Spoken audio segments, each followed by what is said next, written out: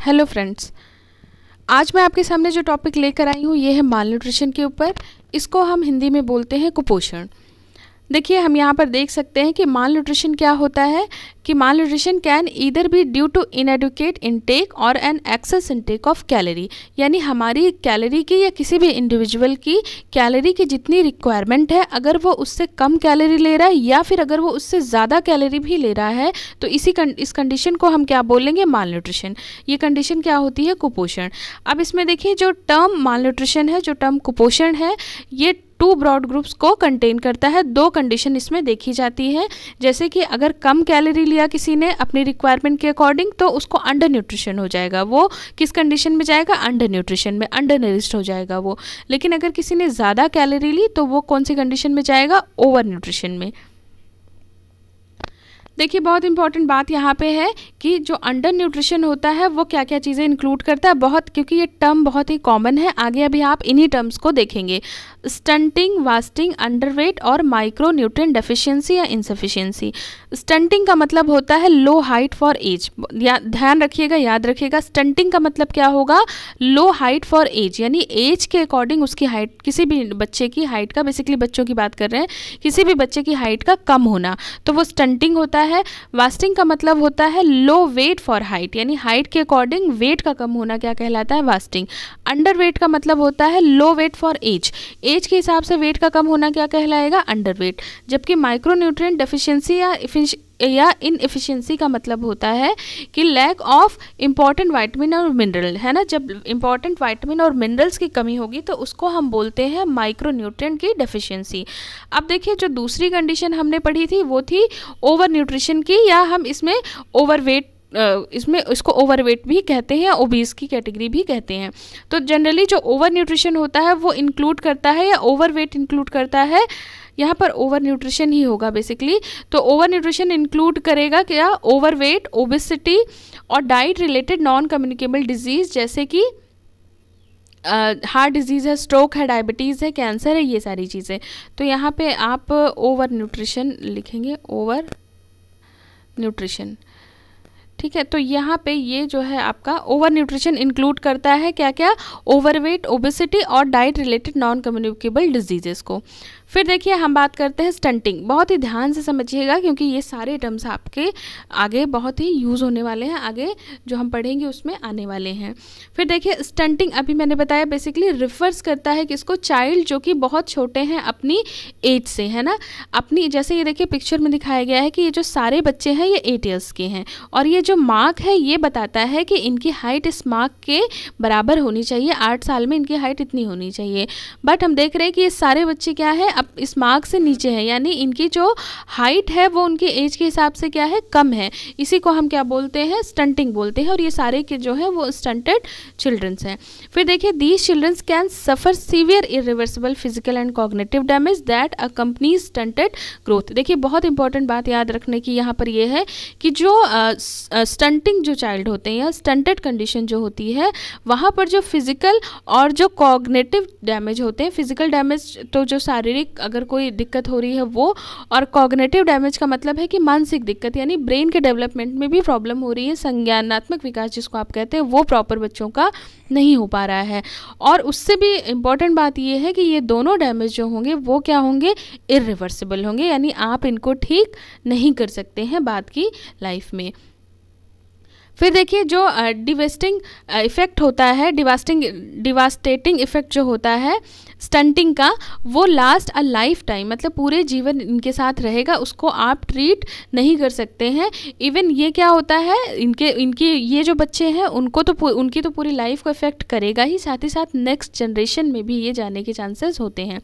फिर देखिए, वास्टिंग की कंडीशन क्या होती है कि यहाँ पे जो बच्चा होगा वो टू थिन होगा for his or her height, यानी हाइट के हिसाब से जो बच्चा है वो क्या होगा? बहुत ही पतला दुबला होगा। वास्टिंग जो है वो रिजल्ट हो सकता है दो चीज़ों का, या तो रैपिड वेट लॉस हो गया हो, मतलब जैसे बच्चे की कैलोरी पूरी नहीं हो रही हो और बच्चे ने रिसेंटली रैपिड वेट लॉस कर लिया हो, या दूसरी कंडीशन क्या है कि बच्चे ने वेट गेन ही नहीं किया हो ड्यू टू इनसफिशिएंट कैलोरी, है ना, उसको खाने में कैलोरी प्रॉपर नहीं मिल रही जिसकी वजह से उसका वेट ही गेन ना हुआ हो, इन दोनों कंडीशन में वास्टिंग हो जाती है। देखिए जो मॉडरेट और जो सीवियर वास्टेड बच्चे होते हैं उनमें रिस्क ज़्यादा होता है डेथ का, जबकि अगर माइल्ड मॉडरेट है तो वो सर्वाइव कर जाते हैं। बट ट्रीटमेंट जो है वो पॉसिबल है, अगर मॉडरेट और सीवियर रिस्क पर है तो भी ट्रीटमेंट पॉसिबल है। देखिए वास्टिंग और स्टंटिंग में यही मेन डिफरेंस है कि स्टंटिंग में जो भी चेंजेस होंगे, जो भी डैमेज होंगे वे इरिवर्सिबल होंगे, उसको दोबारा से हम उसको ठीक नहीं कर सकते हैं, वो उस इंडिविजुअल की पूरी लाइफ तो चलेंगे ही चलेंगे, साथ ही साथ नेक्स्ट जनरेशन में भी ट्रांसफ़र होने के चांसेस होते हैं। जबकि वास्टिंग में क्या होता है कि जो भी प्रॉब्लम हो रही है उसका ट्रीटमेंट जो है वो पॉसिबल है। नेक्स्ट देखिए हम यहाँ पे देख रहे हैं कि ये जो पिक्चर शो हो रही है इसमें देखिए ये बच्चा नॉर्मल है, ये अपनी एज के हिसाब से इसका हाइट और वेट ठीक है। स्टंटेड है यानी अपनी एज के हिसाब से क्या है, ये छोटा है ना, इसकी हाइट जो है वो कम है। देखिए ये नॉर्मल बच्चे से इसकी हाइट जो है कम है, और जबकि ये क्या है, ये अपनी हाइट के हिसाब से पतला दुबला है, तो इसको हम क्या बोल रहे हैं, वास्टेड। ये देख रहे हैं इसकी हाइट तो ठीक है एज के अकॉर्डिंग, लेकिन इसका जो वेट है वो देखिए बहुत ही कम है। फिर देखिए हम बात कर रहे हैं ओवर न्यूट्रिशन की, तो ओवर वेट रेफर्स करते हैं generally too heavy for his or her height, यानी अपनी हाइट के हिसाब से ज़्यादा वेट होना ही क्या कहलाता है, ओवर वेट। ये फॉर्म है माल न्यूट्रिशन का, एक फॉर्म है माल न्यूट्रिशन का, कुपोषण का ही एक प्रकार है, जो किस वजह से होता है, जब हम ज़्यादा कैलोरी इंटेक करते हैं, या कोई भी बच्चा जो है जब वो ज़्यादा कैलोरी इंटेक करता है अपने रिक्वायरमेंट के अकॉर्डिंग ज़्यादा कैलोरी खाएगा, तो उसको क्या होगा, ओवर न्यूट्रिशन या ओबीज की प्रॉब्लम होने लगती है। ओवर न्यूट्रिशन इंक्रीज करता है non communicable disease later in life. देखिए स्टार्टिंग में क्या होता है, मे बी कि बच्चों का वेट ज़्यादा है तो स्टार्टिंग में हो सकता है कि कोई प्रॉब्लम ना दिखे, बट अगर ओवर वेट है या ओबीज है तो बाद की लाइफ में उनमें नॉन कम्युनिकेबल डिजीज होने के चांसेस बढ़ जाते हैं, जैसे कि डायबिटीज़ है, हार्ट डिजीज़ है, कैंसर है, स्ट्रोक्स हैं, ये सारी चीज़ें, ये सब होने के चांसेस बढ़ते हैं अगर इनिशियल स्टेज में बच्चा ओवर वेट हो गया है या ओबीज हो गया है तो। नेक्स्ट देखिए ये बहुत इंटरेस्टिंग डेटा है, देखिएगा फ्रेंड्स, बहुत ही आपको ये डेटा देख के समझ में आएगा कि जो माल न्यूट्रिशन है वो कितनी सीवियर प्रॉब्लम है हमारे देश में। देखिए जो ग्लोबल सिनेरियो आया है इसका माल न्यूट्रिशन का, उसमें कहा गया है कि 149 मिलियन जो बच्चे हैं जो कि 5 साल से नीचे के हैं वो सफ़र कर रहे हैं किससे, स्टंटिंग। वो बेसिकली क्या है, स्टंटेड है। 149 मिलियन बच्चे 5 साल से नीचे के जो हैं वो स्टंटेड है। स्टंटेड का मतलब अब मैं आपको नहीं बताऊंगी क्योंकि आप पीछे पड़ चुके हैं। 2018 के ही रिपोर्ट के अकॉर्डिंग जो 49 मिलियन बच्चे हैं 5 साल से नीचे के, वो क्या है, वास्टेड है, और जिसमें से 17 मिलियन बच्चे जो हैं वो सीवियरली वास्टेड, यानी जो सीवियर कंडीशन में है वास्टिंग की। फिर देखिए now over 40 million overweight childrens globally, यानी पूरे ग्लोबली अगर हम देखें तो 40 मिलियन जो बच्चे हैं वो ओवरवेट की कैटेगरी में हैं, जिसमें से ऐसा देखा गया है कि जो 10 मिलियन का जो इंक्रीमेंट हुआ है वो 2000 से 2018 के बीच में हुआ है। यानी आप देख रहे हैं कि 2000 से 2018 यानी 18 साल के का जो डिफरेंस है उसमें 10 मिलियन बच्चे जो हैं वो देखे गए हैं जो कि ओवरवेट हैं। फिर देखिए बहुत इंटरेस्टिंग डेटा है फ्रेंड्स, बहुत ध्यान से देखिएगा आप। इसमें देखिए जो इंडियन सिनेरियो चल रहा है, इंडियन सिनेरियो की अगर हम बात करें तो जो ग्लोबल न्यूट्रिशन रिपोर्ट आई थी 2018 में, उसमें जो है कंट्रीज़ की प्रोग्रेस को ट्रैक किया गया था, न्यूट्रिशन के रेफरेंस में इनकी प्रोग्रेस को ट्रैक किया गया था against the following global targets, यानी कुछ ग्लोबल टारगेट्स को लिया गया था और न्यूट्रिशन रिपोर्ट तैयार की गई थी कुछ कंट्रीज़ को कुछ जो पॉइंट्स दिए गए थे उनके बेसिस पे ट्रैक करके। जैसे ये सारे 9 पॉइंट्स दिए गए थे जिसमें child overweight, child wasting, child stunting, exclusive breast feeding, diabetes among women, diabetes among man, anaemia in women of reproductive age, obesity among man and obesity among women. तो ये कुछ 9 पॉइंट्स के बेसिस पे जो कंट्रीज़ हैं उनकी progress check की गई थी। ये रिपोर्ट आई थी 2018 में ग्लोबल न्यूट्रिशन रिपोर्ट में। अब इसमें देखिए इसमें टोटल 194 कंट्रीज़ जो है उनका एनालिसिस किया गया था। बहुत ही अब ध्यान से सुनिएगा, और जो रिपोर्ट आई वो शॉकिंग आई कि इंडिया जो है वो ऐसी कंट्रीज़ की लिस्ट में था जिन्होंने क्या किया था, which are on track on none of the 9 targets, मतलब जिन्होंने 9 टारगेट में से कोई भी टारगेट यानी 0 टारगेट की लिस्ट में इंडिया का नाम था। ऐसी कंट्रीज़ में था जो कि 0 टारगेट जिन्होंने अचीव किया था। तो आप देख सकते हैं कि इंडिया में कितनी ज़्यादा सीवियर प्रॉब्लम है। अब इसमें देखिए आगे क्या बात हुई कि the key driver behind the goal to reach zero hunger and malnutrition is to ensure that no one is left behind in the pursuit of food and nutrition security. तो बेसिकली अब उसको overcome करने के लिए क्या किया जा रहा है कि zero hunger and mall nutrition को हमें जीरो हंगर का मतलब कि सबको खाने की, सबको फूड की अवेलेबिलिटी हमें करानी है और फूड एंड न्यूट्रिशन सिक्योरिटी की बात जो है वो भी करनी है। इन इंडिया के कॉन्टेक्स्ट में अगर हम बात करें तो this will also mean greatly improve the health of women and children. तो इंडिया के रेफरेंस में अगर हम बात करें तो बहुत ज़्यादा हमें ध्यान देने की ज़रूरत है औरतों और बच्चों के हेल्थ पे। नेक्स्ट देखिए हम बात कर रहे हैं कि इंडिया के सिनेरियो में ही हम बात कर लेते हैं कि जो ऑल्दो जो डेटा आया है इंडियन सिनेरियो में कि 1990 में जो माल नरिशमेंट या जो चाइल्ड अंडरवेट थे, बेसिकली माल नरिशमेंट नहीं, यहाँ माल नरिशमेंट की कंडीशन जो अंडरवेट है उसकी बात कर रहे हैं।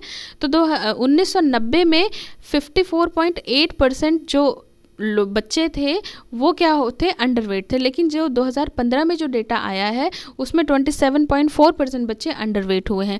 ठीक है, बहुत ध्यान से समझिएगा, डेटा रिड्यूस हुआ है यानी इम्प्रूवमेंट हुआ है, यानी जो अंडर वेट से बच्चे अब क्या आ गए, नॉर्मल वेट में आए हैं, यानी अंडर वेट का जो रेशियो था वो क्या हो गया है, कम हो गया है, 54 से 27 हो गया।